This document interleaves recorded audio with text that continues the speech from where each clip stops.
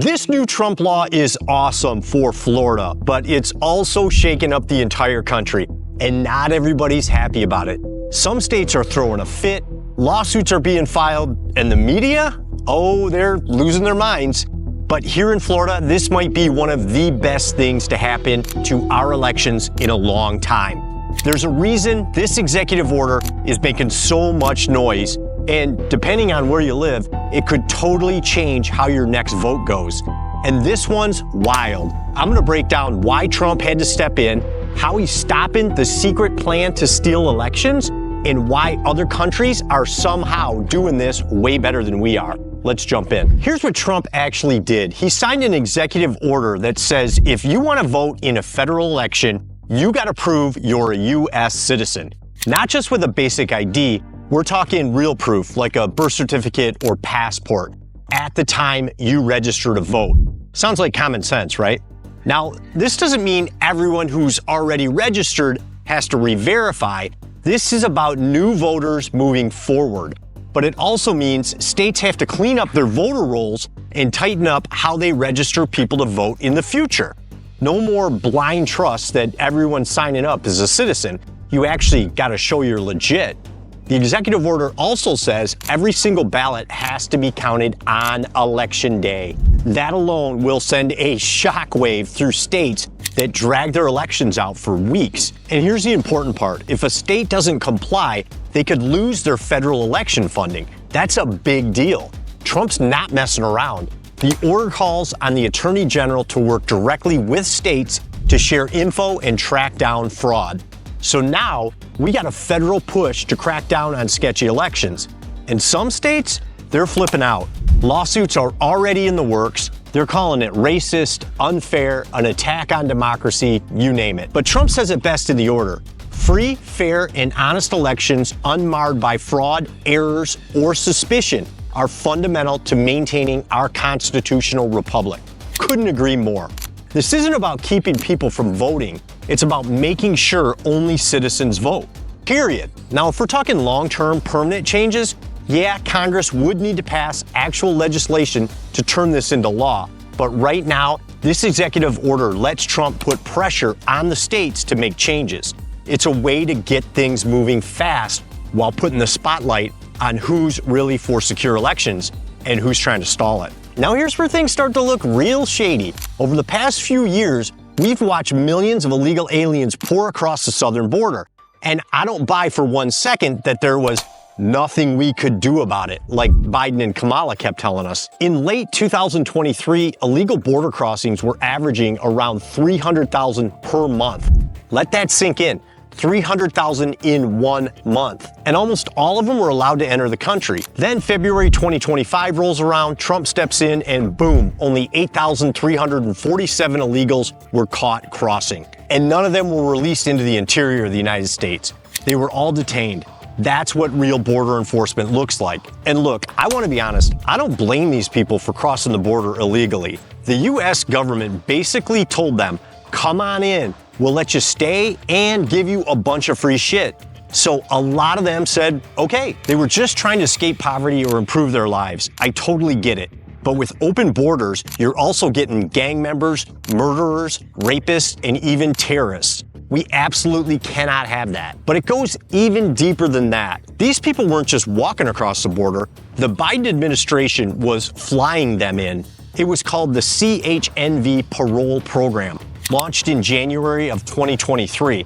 It allowed up to 30,000 people per month from Cuba, Haiti, Nicaragua, and Venezuela to legally enter the U.S. on commercial flights. By early 2024, over 327,000 had already been flown in through that back door. Legal? Technically. Strategic? No question. And where do they go? Swing states, blue states, places where just a little shift in population can swing an entire election. Step 1, bring them in. Step 2, offer a path to citizenship. Step 3, secure Democratic voters for life. And even before they're voting, they count toward the census, which means congressional seats and more power for the left. And it gets even darker. According to Elon Musk and reported on X by @WallStreetApes, Between 2021 and 2024, the number of non-citizens issued Social Security numbers exploded from 270,000 to over 2.1 million. And these folks weren't just getting numbers, they were being auto-enrolled for max-level Social Security benefits with almost no repayment expected. That's your retirement money being handed out like Halloween candy. And it doesn't stop there. They found 1.3 million illegals already on Medicaid. And yeah, some were even found registered to vote. A sample check confirmed that some actually did vote. That's not a theory, that's data already been turned over to Homeland Security for investigations. And while illegals are getting free benefits, free healthcare, and even voting access, who's getting left behind? You got homeless veterans for one. For another, disaster victims in Florida, North Carolina, Hawaii, and California. American citizens, people who built this country and actually pay taxes. It's estimated that around $1 trillion was spent on this illegal immigration scheme over the past 4 years. That's where your tax dollars have gone. And Elon just blew the lid off this whole thing. And the real end game here? Citizenship. Because once that happens, it's over. You get a one-party system bankrolled by taxpayers and locked in with open borders. If Kamala had one, it could have been the end of honest elections forever. And before anybody calls this a conspiracy theory, let me remind you, San Francisco has let illegal immigrants vote in school board elections since 2016. As long as they live in the city and have a child in the school system. Now, this next thing I want to show you is really going to blow your mind because it shows just how messed up our system really is. Let's take a look at how Germany does elections. They got about 61 million registered voters, almost triple what California has. And yet, they still manage to count every single vote the same night. All done by bedtime. How? They use paper ballots. Every voter has to show a valid ID, fill out their ballot, and boom, it gets counted by hand right there. No machines, no crazy delays, no drama, just results. Now, compare that to California. California has around 22 million voters, less than half of Germany, and yet it took them an entire month to count the votes from the November 2024 election. Why? Because California uses a messy combo of mail-in ballots, ballot harvesting, drop boxes, and voting machines. They made it so complicated, it's no wonder no one trusts the process anymore. And here's the kicker. Poll workers in California are literally not allowed to ask for your ID. Can't even check. You just walk in, say your name, and that's good enough. Meanwhile, in Germany, they make sure every person voting is actually who they say they are. You walk into that polling station and you're showing your ID. It's a simple step that goes a long way to protect the process. That's why Germany and other countries don't use voting machines, because they know the risk of fraud and manipulation. And California is not the only one. Here's a list of 14 other states where you don't need ID to vote in federal elections. So yeah, maybe it's time we stop acting like election fraud is some wild theory and start fixing a system that looks broken on purpose. And here's where things start getting loud. As soon as Trump signed that executive order, states like California, New York, and Illinois completely lost it. Lawsuits started flying around before the ink was even dry. New York's governor came right out and said they will not comply. California called it voter intimidation, and Illinois, they're marching in lockstep right behind them, screaming that it's an attack on democracy. But let's just ask the obvious question. What kind of voting system falls apart just because you ask people to prove they're citizens? Seriously, if that's all it takes to break your election process, then you didn't have a secure one to begin with. And let's not act like this is about grandma being turned away at the polls. It's not. This is about control. These states have built their whole political system around wide open voting. No ID, no questions, just walk in and vote. They're terrified that if voter rolls actually get cleaned up, they're going to lose the edge they've been quietly leaning on. They're not fighting for votes. They're fighting to keep a broken system in place. Now, some politicians, especially on the left, love to say that voter ID laws hurt minorities. They claim that Black, Latino, and low-income Americans can't get IDs. But you know what? That's actually pretty insulting, and it's flat out wrong. Poll after poll shows that most minority groups support voter ID laws. It's common sense to them too. You need ID to fly, buy a beer, get a prescription, or return something to Walmart. That's true. But ID to vote for the President of the United States? No, we're told that's asking way too much. And just so we're clear, Some of these states aren't just pushing back, they're trying to pass laws to block enforcement of the executive order. This isn't about helping people vote. This is about keeping the door wide open, no questions asked. And the louder they scream about it, the more obvious it gets. Now here's the big question. How will all this impact Florida? Well, let's go back to the year 2000 for a second, because Florida was ground zero for one of the craziest election meltdowns in US history. It was George W. Bush versus Al Gore.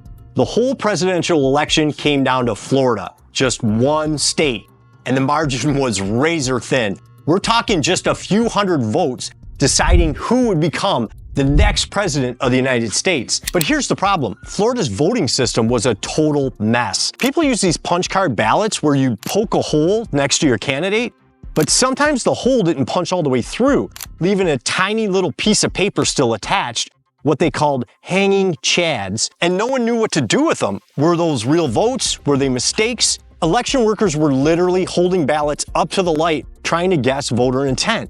It was chaos. It dragged on for over a month. Al Gore won the popular vote nationally by 500,000 votes, but everything hinged on Florida. The Supreme Court stepped in and halted the recount, and George W. Bush won the state and the presidency by just 537 votes. That's how close it was. That's how wild it got. And ever since then, Florida made it a mission to clean up our election system. Fast forward to today, and Florida is now one of the best run election states in the country. We require voter ID, we count our ballots fast, and we've built a system that people actually trust. So when Trump dropped this new executive order requiring proof of citizenship to vote in federal elections, Florida didn't flinch. We've already been doing it right. So how does this impact us? Not much at all. But the ripple effect is huge. If the rest of the country starts tightening up their elections like we did, voters everywhere might actually start trusting the system again. And let's be honest, most Floridians will sleep better knowing that their votes aren't getting canceled out by someone voting illegally in another state. We've done the work, we've cleaned things up, and now we're the model. The rest of the country needs to catch up. The bottom line is this: secure elections shouldn't be controversial, and it shouldn't be a Democrat versus Republican thing. Your vote is supposed to matter, and no American wants their voice canceled out by someone who shouldn't be voting in the first place. Simple proof of citizenship isn't radical, it's common sense. If other countries can figure this out, we definitely can too. And look, I'm all for legal immigration. I got a buddy who's a doctor from Brazil. He did it the right way, followed the process, and just became a US citizen. He loves this country, and honestly, we're lucky to have people like him and his family here. I got another friend, also a doctor, originally from India. It's taken him 10 years just to get his green card. That's crazy. There's got to be a faster path to citizenship for people like that. People who work hard, follow the rules, and actually make this country better. Now, somebody hit me up in the comments recently and said, I got 300,000, where should I move in Florida? So I figured, why not answer with a video?